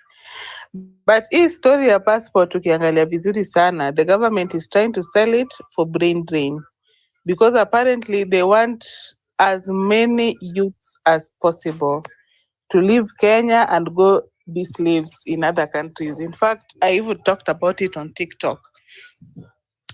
But the thing is, we should not, imefika time, hii government haitaki kuongea, hii government inataka action. We've complained, but we are not seeing anything happening. We are using our mouth, but action ndo sahi inatakikana. Kwa sababu if I look at the way even things are, mi hata sioni hiyo story ya element Ruto must go ikitrend. Inamaanisha people have become tired. Na push hiyo tag mpaka nasema kwani what's happening, because people wamelegea kupush hiyo tu tag Ruto must go. And you know, today I was with some politicians. Na kitu these politicians are planning for you, they don't want, because you see they started by selling a propaganda kuwa Ruto akitoka ni Gachagua amechukua, so that's why they base this thing on tribal lines. And those politicians specifically told me one thing, that you see, sisi pia tunataka tuingie kwa serikali, pia sisi tukule vile hao pia walikuwa wanakula.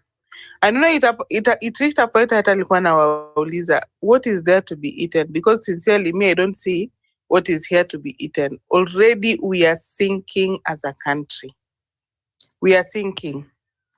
So mimi nataka tu kuambia kila hao wenye wako na followers wengi, tafadhali, because me anything I see, what I make sure, because me bado sina followers, I ensure that I retweet. Na huwa nasema hizi maneno hata za ID, hata ukiangalia gazeti ya was it on Wednesday last week, ilikuwa inaongea about the same IDs.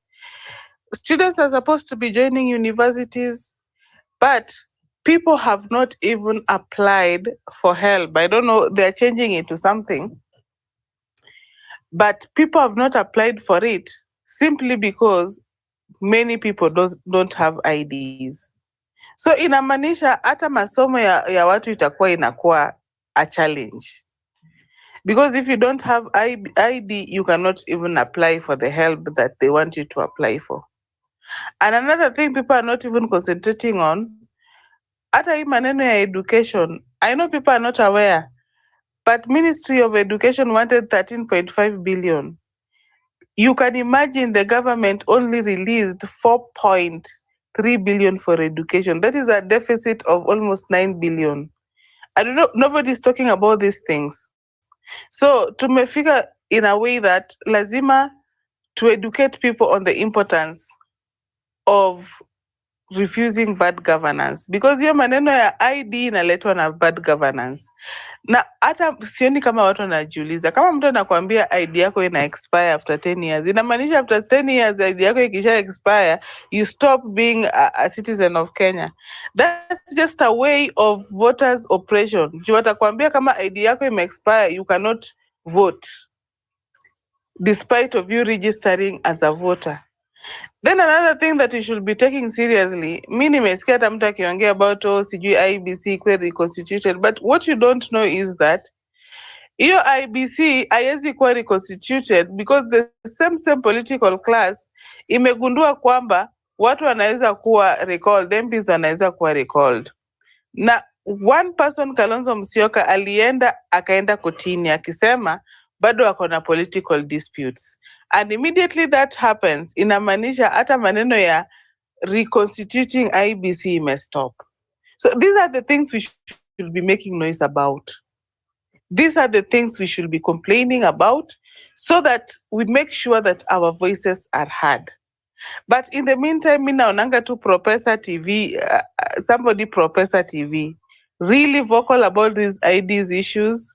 And I even saw the court even stopping your story could digitalize ID the way they were saying, maybe after 10 years, because there are people who get their IDs roughly by a week. Those are the Somalis. So this government is trying to do something. Utafika hiyo 2027 wewe una ID na watu wanapiga kura. So I call it is just a matter of each and every person taking part in this journey. And let us be one, united. Let us look at our mistakes. Let us correct them so that we may focus ahead and achieve our goals. Because I believe Ruto can go if you want.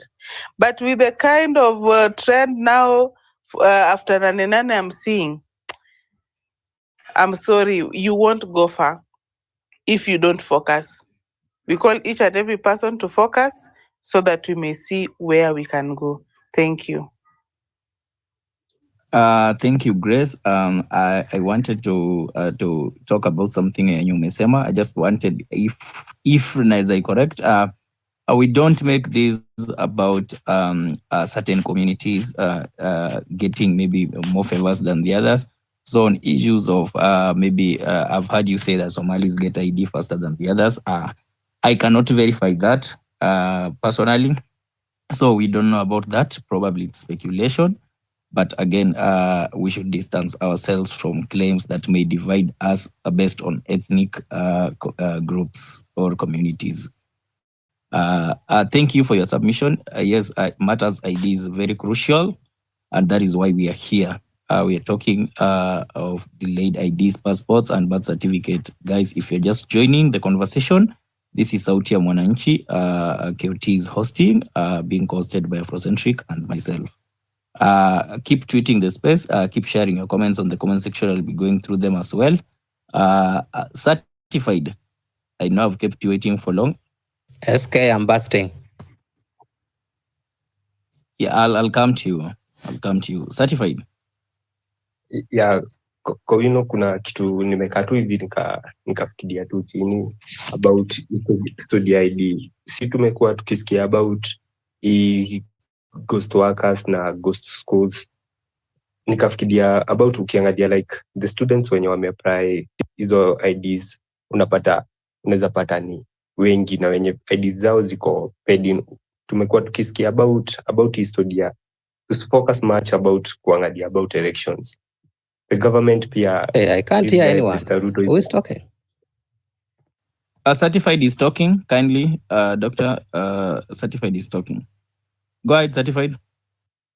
Yeah. Kwa unajua, we as Kenyans wanajua we are focusing on elections, but wao wanafikiria about how wataiba pesa. Ukiangalia like tumekuwa tukisikia about about ghost schools, ghost workers. So unaweza kusikia hii about study ya IDs unaweza pata wanaweza kuwa wakizitumia about kuweka accounts. Unapata maybe kuna student fulani anapata pesa help maybe, na huyo student hayuko juu. Tumeona wakipinga about hii study ya student kuwekewa pesa wenye wako like maybe secondary schools. Unasikia about NEMIS, ukiangalia hizi vitu like birth certificate and IDs, by the time unaangalia like ukihesabu like 22, unasikia cases mingi ni kuanzia 2022. Ukihesabu like 4 years huyo mtoto atakuwa ameingia shule, piga mahesabu amenyimwa hiyo birth certificate. So utapata pesa imeandikwa huyo mtoto na unapata haipati. So hiyo ni kitu ingine tunafaa focus juu tumesikia hizi cases za pesa kuenda kwa hewa. So I think maybe pia wanatumia details kupata hizo pesa. So kwa hiyo ni kitu maybe unaweza, and others tunaweza iangalia something like that. Tusiangalie much about elections juu pia they are trying to be smart. Yeah, back to you Koino. Okay, thank you, Certified. I will move because we are 20 minutes past 22:00 hours. We are 20 minutes past 22. We'll be finishing at the top of the hour. So we have like 40 more minutes to go. I'll go to Dr. AJO. Then I'll come to you, G. Flora. Thank you, my young brother, for giving me this opportunity tonight, and thank KOT and Afrocentric for organizing this very important space dubbed Sauti ya Mwananchi. #Ruto must go. I want us to understand one thing. From the onset of June, we have been able to say a lot. In fact, this issue of ID, personally, I have brought it here many times. And SK, one thing, maybe I would request you, anytime you see me requesting for a mic, and anything I say, just know that it is coming. There is a way in which, at the end of the day, it will come to haunt us back. Now, about 2 weeks or 3 weeks ago, I had already given a serious outcry about this issue of ID, because mimi siwezi pewa ID in this country, because I was there, I fought everyone there, I was chased away, I was marked, I was followed. Mimi siwezi pewa ID hapa Kenya. So I had fought about this thing. That the professor had brought it on board. Go there to Ebu end up on Nyayo House, the way things are pathetic. Things are pathetic. But one thing, I am happy that we are alive and breathing and we can talk and we can take the next action. I want to persuade my fellow prisoners and criminals who are here that we now have to define how we are going about protesting. We have to know why are we doing and what are we doing in the street. And I've always said it, and SK, you can bear me witness, and KOT. Several times here I've said that there are only two ways humanly possible under the sun to remove me, I don't worry about Ruto. I don't care about Ruto.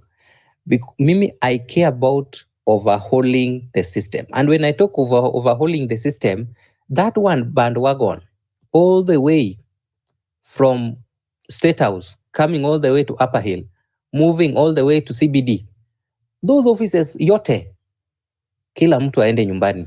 We remain with a new infrastructure that we can easily manage and take account, be accountable for. That said, then I am encouraging all of us. If you hear the way young girls are talking in this space, young boys are talking in this space, sometimes I have a lot of beards. Sometimes I hold this beard until I start feeling the chain on my chin. I start feeling the pain on my chin. Let's stop this. We have said enough. We have looked deeply into the atrocities this government has brought to us, not only this government, this system. By the way, moving forward, let's be embracing talking about a system, because we want to overhaul the system. We don't care Ruto, we don't care who is. Our interest here is to overhaul the whole system. What? All those monkeys waende home. Yote kabisa.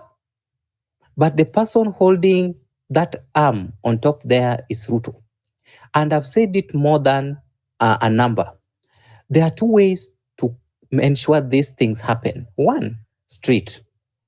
You saw what happened on 99. It was a well choreographed Museveni kind of a style of managing innocent Kenyans. Two, ballot. If the street fail, we have to go to the ballot. The question is, how many people are we in this country, young people, who are eligible to vote by 2027 or anytime soon? Remember, I can tell you, referendum is just along the way coming. Recalling the MPs is just along the way in the next 60 months coming. How are we going to do these things? Because in 1 month's time, IBC will be in place. Remember, they are going to place their people in IBC. One thing we need to think about are two things. If they are refusing the street, then we have to find a way on how IBC infrastructure, ICT infrastructure system is going to work. We have to define the blockchain system from day one. We have to make everything work. In the same breath, we have to ensure all of us are registered as voters. The first point to be registered as voters is having an ID. Now they are denying us ID, they are giving us passport. And as Olwande has said, this is a crook. The monkeys are the same. This political class, don't be lied to. I've heard someone talking about the Hassans and Maimunas being given ID. Fine, it might be true, it might not be true, but I can also tell you in the same ream that even if it was Raila, who is the president currently, he would be giving IDs to the people that he knows will vote for him. These are all monkeys in the same forest. Let's not forget this. And that is why we are talking of overhauling the whole system. Then all has been said, but none has been done. I think now our mission should focus on a united front. We don't fight amongst ourselves here. And I said yesterday, if any of us can remember, that there is nothing as more important now as being united. If we are united in the street, we are united in the ballot, who is here in this country to produce a sound? Kuna. So the best way to go, ladies and gentlemen, fellow prisoners and criminals, let's have a solution for this. Let us not cry anymore. We have identified we have a rotten forest. The monkeys are serving their own interest. We have seen it and it is evidenced. I think we have persuaded more than enough that when students are joining university in September, KOT, now I'm addressing you and Afro. When students are joining universities in September, the first week, we rather postpone the demonstration this month, but we plan a clamor for IDs. IDs, I keep on wondering, why should an ID even take 1 day? An ID is something that you need to go to a devolved unit back in, like where I come from, in Kisumu. I need to go to Kisumu, anywhere. In fact, Kitambo, we used to take ID in the. I remember I took my ID just in my village, close to the registration office in my sublocation. You go there, you get them with a machine, ID is processed there, your fingerprints are taken, you wait for 3 hours, you have your ID. You have your ID. This is the scope. This is the scope on what we should be able to be clamoring for. One, we need an ID to be released within 3 hours. You go, register, and sit there and get your ID. Two, this ID thing has just to be devolved. What is ID doing in Nyayo House? Tell me, a woman who is in Turkana, yeah, who is older, has lost an ID. How do you want that woman to travel to Nyayo House to come here and fight over an ID when the line is almost 1 kilometer? Tell me. Because someone is protecting his future interest. The reason why this issue, and this is the third thing I wanted to say. The first thing, ID should be devolved to the basic unit. We have wards. ID should be devolved to the ward level. 2, these IDs should be actually be given in a record of 3 hours. 3, we need to have a system that then allow us, after IDs has been issued, we can literally register as voters from the comfort of our sitting. Then you don't need to go to any office, IBC office, to register. You click star something, you register as a voter, you are given your registration number there, you go to the IBC office nearby, you take your voter's card. When you have that number, it is clicked and your ID can be seen, ID number, and you are given look at the process these people have done. And I wanted to bring the third thing here. That is what I was forgetting. There is no way in any sovereign. Yes. I hope it is the third and the last one. It is the third and the last one, SK. There is no way in any sovereign country that an ID can be issued and it gets expired. Tell me where. What kind of a fact is that? We need to demand these 3 things: ID getting devolved, ID being issued in a record of 3 hours, and ID should not expire. ID should not expire at all. What are they hiding? Then I've heard of a girl talking here. That lady must have been very young.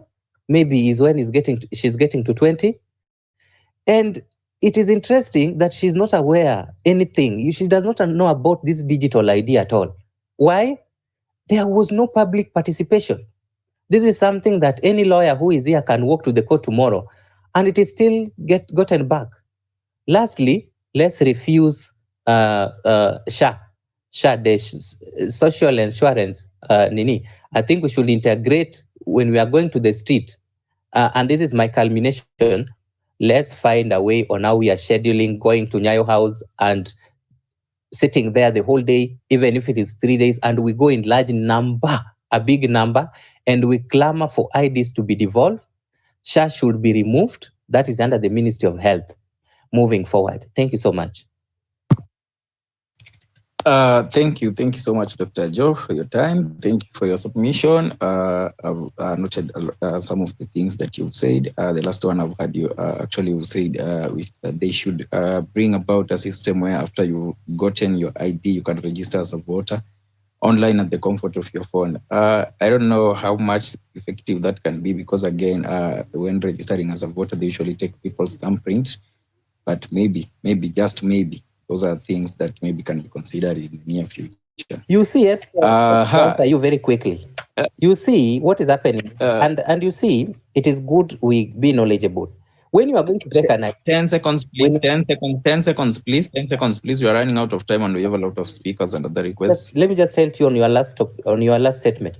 When you are going to take an ID, is your fingerprint taken? Is your fingerprint part of the ID? Is it in the ID? Yes. So yes, what is the need then? I mean, you just need a prompt code in a letter, and then you register. Then you go to any nearby IBC, because why should we duplicate things? Your fingerprint is in the ID. Okay, thank you for that part. I'm just saying that again, there are a lot of factors to be considered when we are sharing such kind of stuff. Why am I saying this? You may have your ID. I may have lost my ID and someone else picks it and they register with it as the voter, since my thumbprint and everything else is in the system. What if on the voting day I try to vote and I realize that they have already voted on my behalf for a candidate I did not wish to? Those are things we can consider when actually trying to bring such suggestions. I'm not saying it's a bad suggestion, but again, they could have consequences that may not favor us. Thank you again for your submission. Before I go to G. Flora, let me go through the comment section.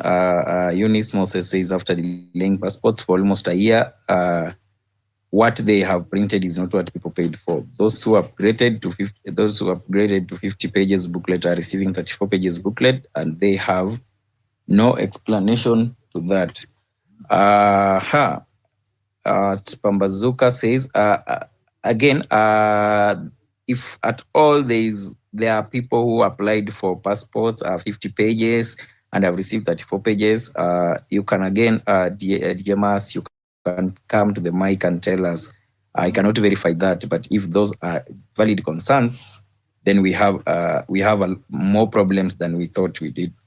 Pambazuka says Maisha card potentially violates Article 31, 27, 43, 40, and 47 of the Constitution. Believe that some of them are highlights on privacy, equality. I don't remember all of them offhand, but I know economic something. Yeah. Actually, we explained them down here. Interesting. Equality and freedom from discrimination. All people are equal before the law. No one should face discrimination based on race, gender, or any other grounds. That is Article 27. Yeah, you've dropped all the articles and how they are related down there. Anyone interested can go there and read. Salome says the government says such renewal happens in other countries such as Tanzania, but last year Tanzania stopped the expiration of ID cards, citing inconvenience to citizens. Ruto should stop taking Kenyans for a ride. He must go. Agree with you. He must go. Agree on that.